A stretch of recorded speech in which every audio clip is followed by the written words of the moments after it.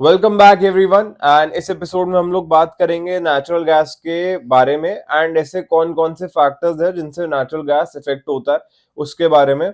सबसे पहले आपको ये समझना है कि नेचुरल गैस को हम लोग एक ऐसी कमोडिटी से रिलेट करेंगे शुरुआत में ताकि आप लॉन्ग टर्म प्राइस समझ सको, और उसके बाद में हम लोग उन फैक्टर्स की बात करेंगे जिनसे नेचुरल गैस इफेक्ट होता है एंड जो मेट्रिक्स आपको ट्रैक करने चाहिए।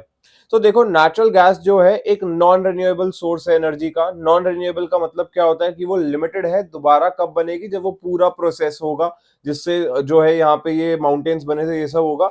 तो for a limited life being यहाँ पे नेचुरल गैस जो है वो लिमिटेड है। इसको आप कंपेयर कैसे कर सकते हो गोल्ड के प्राइसेस से, मैं आपको समझाता हूँ कैसे। गोल्ड भी जो है एक लिमिटेड कमोडिटी है, गोल्ड के प्राइसेस धीरे धीरे ऊपर ड्राइव हुए हैं। इसका मतलब ये नहीं है कि नेचुरल गैस के प्राइसेस भी ऐसे ड्राइव होंगे। गोल्ड एक ऐसी कमोडिटी है जो काफी ज्यादा वैल्यूएबल है as compare to natural gas, क्योंकि आज जो गोल्ड है वो कम हो चुका है। एक समय की अगर आप बात करोगे तो गोल्ड भी काफी सस्ता हुआ करता था, बट नेचुरल गैस की अगर हम लोग आज बात करते हैं तो अबेंडेंट सप्लाई है। एक प्रॉब्लम क्या है नेचुरल गैस के अंदर कि इसके जो सब्सटीट्यूट्स हैं वो बनाए जा सकते हैं, आज नहीं बट यहाँ पे डेवलप किए जा सकते हैं। जैसा हम लोग देखो, इंडिया की बात करें या फिर अगर हम लोग पूरे वर्ल्ड की भी बात करें तो काफी सारी कंट्रीज ऐसी हैं जो आज भी यहाँ पे non renewable sources of energy he use करती हैं ताकि उनकी मैक्सिमम सप्लाई वहां से आ सके। एंड अब धीरे धीरे ये लोग नेट कार्बन जीरो की तरफ ड्राइव कर रहे हैं, बट इम्प्लीमेंटेशन में टाइम लगेगा। इंडिया का टारगेट 2070 तक का है। ये सारी चीजें आपको समझनी है। अब नेचुरल गैस के यूसेज कहाँ कहाँ होते हैं, मुझे लगता है as a natural gas investor ये सब आपको पता ही होगा। नेचुरल गैस के मल्टीपल यूज केस होते हैं, मुझे मैं अज्यूम करता हूँ कि आपको पता होगा, बट अगर आपको चाहिए तो हम इस पे भी वीडियो बना देंगे। अब बात आती है यहाँ पे काम की, कौन से फैक्टर्स होते हैं जो नेचुरल गैस के प्राइसेस को ऊपर या नीचे ड्राइव करते हैं। तो देखो, सबसे पहला फैक्टर होता है यहाँ पे नेचुरल गैस की डिमांड। डिमांड जो है जनरली हम देखेंगे कि विंटर्स के अंदर बढ़ती हुई नजर आती है, अगर विंटर्स काफी ज्यादा होती हैं तो।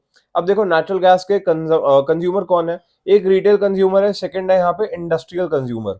जो रिटेल कंज्यूमर है उसको चाहिए घर के लिए, ताकि उसका घर जो है, वेस्ट के अंदर हम लोग बात कर रहे हैं, इंडिया में मुझे नहीं लगता स्पेशली जहाँ पे हम लोग हैं कि हीटर वगैरह की जरूरत पड़ती है, बट हाँ, इंडिया में भी ऊपर की साइड पे जरूरत पड़ती है, जो हिली एरियाज है वहां जरूरत पड़ती है इतनी। बट अगर हम लोग वेस्ट की बात करें तो वहां पे एक स्टैंडर्ड है, वहां पे प्रोपेन गैस जो चलती है वो स्टैंडर्ड है।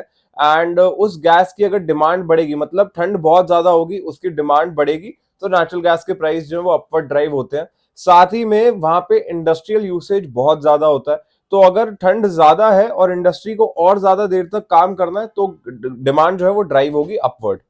अच्छा, सेकेंडली यहाँ पे हम लोग बात करते हैं समर्स की। अगर गर्मियां बहुत ज्यादा पड़ रही हैं तो भी नेचुरल गैस की डिमांड जो है वो बढ़ती है। क्यों? क्योंकि नेचुरल गैस उस समय आपको चाहिए होता है, जितने भी आप लोग एयर कंडीशनर्स यूज करते हैं एंड जो वेंटिलेशन वाला सिस्टम लगता है, तो वहां पे भी आपको डिमांड होती है उसकी। वो एग्जैक्ट नहीं होता, मिक्सचर होता है, बट वहां पे आपको डिमांड होती है। तो बहुत ज्यादा गर्मियां अगर बढ़ती हैं तो भी यहाँ पे आप नेचुरल गैस की डिमांड को बढ़ते हुए देखोगे। सेकेंड क्रिटिकल फैक्टर होता है यहाँ पे इकोनॉमी। अगर इकोनॉमी जो है ऐसे पोजीशन पे है जहां पे मार्केट में कैपिटल इंड्यूस हो रहा है, जो कि जनरली होता है लो इंटरेस्ट रेट के एनवायरमेंट्स में, तब आप देखोगे कि गैस की डिमांड बढ़ते हुए नजर आती है। क्यों? क्योंकि उस समय पे प्रोडक्शन जो है वो ज्यादा हो रहा होता है, एंड जब काम ज्यादा हो रहा होता है तो हर एक रॉ मटेरियल की डिमांड बढ़ती है, जिसकी वजह से प्राइस ऊपर ड्राइव होता है। Same goes on the opposite case, जब यहाँ पे हायर इंटरेस्ट रेट्स का एनवायरमेंट होता है, जो कि अभी चल रहा है, तो उस केस के अंदर क्या होता है कि यहाँ पे इकोनॉमी के अंदर जितने भी प्रोडक्शंस होते हैं वो थोड़े से स्लोअर पेस पे होते हैं, एंड धीरे धीरे आप देखोगे कि नेचुरल गैस का जो प्राइस है वो नीचे आता हुआ नजर आता है, जो कि अभी चल ही रहा है, जो आप इस समय पे सब देख ही रहे हैं। अच्छा देखो, इंडिया ने जो टैकल किया है यहाँ पे लास्ट 1 ईयर इंटरेस्ट रेट्स के एनवायरनमेंट को, वो मुझे लगता है बहुत ही ज्यादा रिमार्केबल है। किसी कंट्री ने इस तरीके से नहीं करा। एंड हम लोग की एक वीडियो भी आने वाली है बैंकिंग सेक्टर को लेके, उसमें हम लोगों ने इसके बारे में डिस्कशन भी किया है, तो उसको भी देखना आप। मगर coming back to the topic, एक थर्ड पॉइंट होता है यहाँ पे स्टोरेज। स्टोरेज क्या होता है उसको समझते हैं थोड़ा सा। देखो, नेचुरल गैस एक ऐसी कमोडिटी है जिसका यूज केस काफी ज्यादा है, तो यहाँ पे गवर्नमेंट्स जो है वो उसे स्टोर करते हैं। इंडिया की अगर हम लोग बात करें तो गेल काफी ज्यादा नेचुरल गैस को यहाँ पे स्टोर करता है, एंड प्राइवेट सेक्टर कंपनीज भी थोड़ी बहुत है इसके अंदर। बट यूएस की बात करें, यूरोप की बात करें, तो उनकी एक मैक्सिमम नीड जो यहाँ पे पूरी होती है और नेचुरल गैस से होती है, तो उनके स्टोरेज लेवल्स काफी ज्यादा इफेक्ट करते हैं। अब स्टोरेज लेवल्स कैसे इफेक्ट करते हैं, सबसे पहले उसकी बात करेंगे, फिर आप उसे चेक कैसे कर सकते हैं उसके बारे में भी बात करेंगे।